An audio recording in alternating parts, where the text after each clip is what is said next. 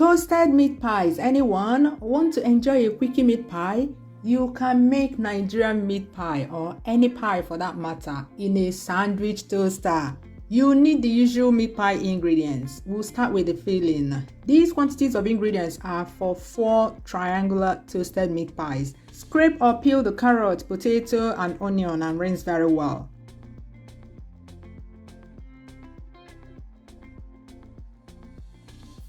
And cut them up like this. Looking at this carrot, I think even the smallest carrot I have in my fridge is too much for the quantity of beef mince I'm using, so I'll use only half of that. The same goes for the potato.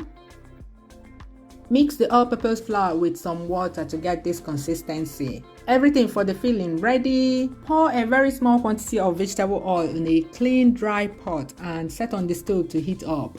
Add the onions and fry for a bit.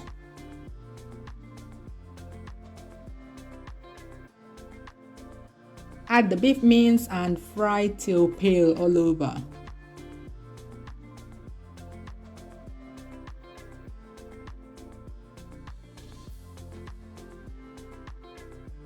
See what it looks like next to the raw one.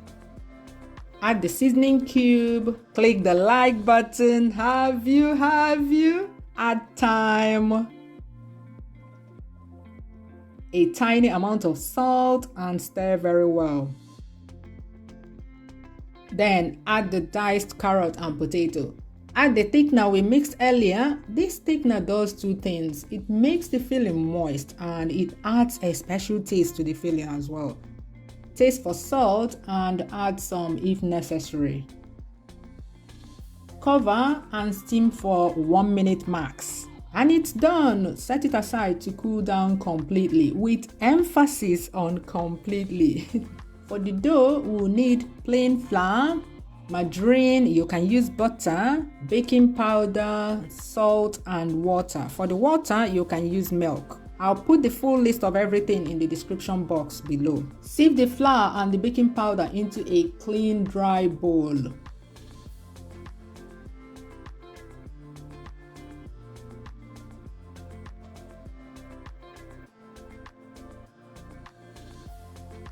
Add this quantity of salt. Yes, salt is what you need for the meat pie dough, not sugar. Nigerian meat pie should be savory, not sweet. Mix the dry ingredients very well and add the margarine in small scoops.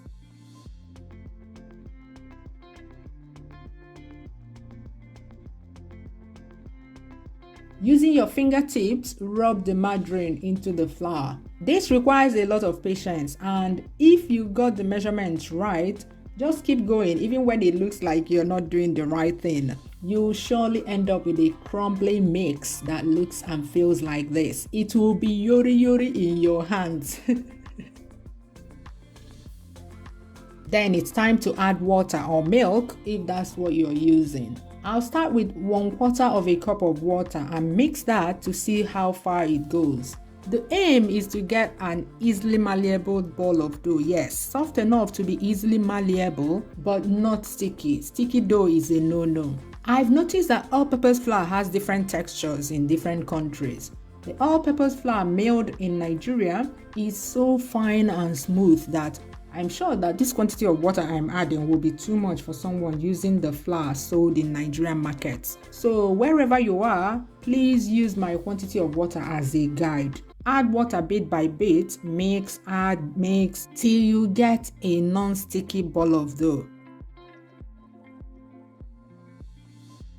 When happy, cover and leave it to rest for 10 minutes. Prepare the sandwich toaster for baking in quotes, by rubbing some vegetable oil all over the plates.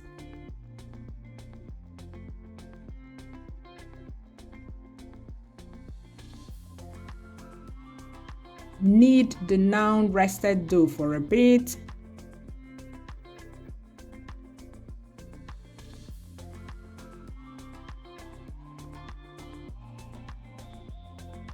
Divide that into 2 and roll out 1/2 of the dough. The aim is to roll it out wide and rectangular enough to cover all the plates of the sandwich toaster. The thickness of the rolled out dough should be about 1 millimeter. Is that even possible? Yes, it should be very thin. If you got your measurement right, you'll find that by the time you've rolled out the dough to the dimensions of the sandwich toaster, you will have the perfect thickness. I tell you, a lot of research and trials and tribulations went into formulating this recipe for you guys. Have you liked this video yet? Please like. When you're happy with the size of the rolled out dough, lift and gently place it on the plates of the toaster. And then quickly roll out the second half of the dough to get it ready.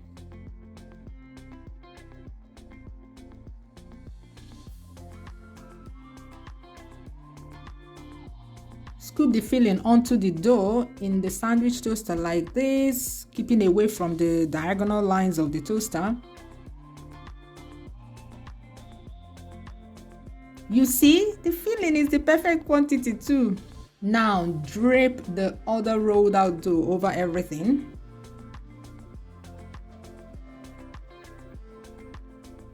I plugged the toaster at this time, more on this in a bit.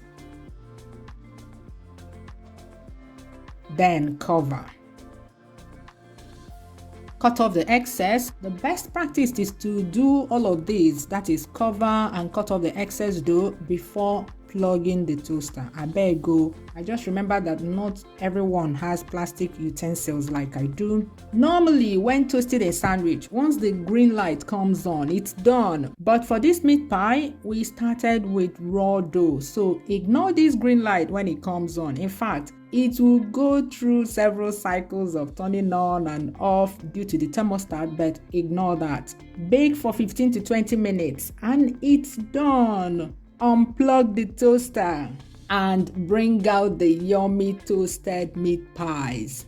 The plastic knife is not equal to the task, so I use a metallic knife. Remember, unplug your toaster before doing this. So you either eat it this way or you separate them into cute triangles.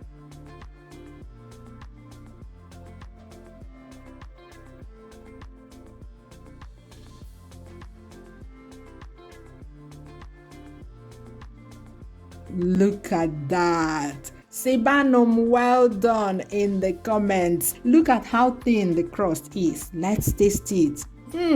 Chineke mo, yummy. Bye bye. See you.